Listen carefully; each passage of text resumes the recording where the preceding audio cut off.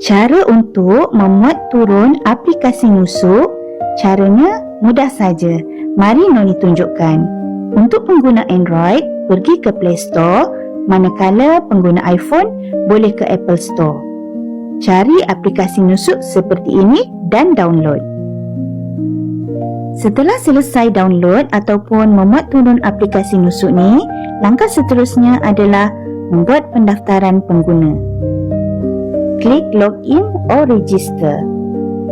Klik register new account.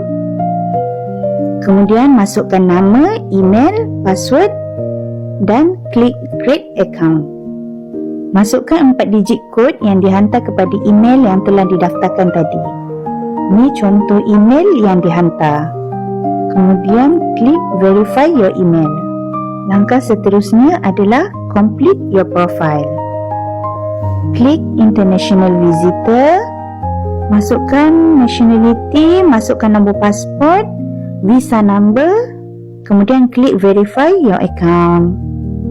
Alhamdulillah dah selesai. Jangan lupa save video ni untuk rujukan di masa akan datang. Boleh juga kongsikan kepada yang memerlukan. Selepas ini, Noni akan kongsikan pula cara untuk membuat tempahan memasuki Raudah. Jangan lupa tekan butang follow supaya anda tidak terlepas info-info yang akan Noni kongsikan.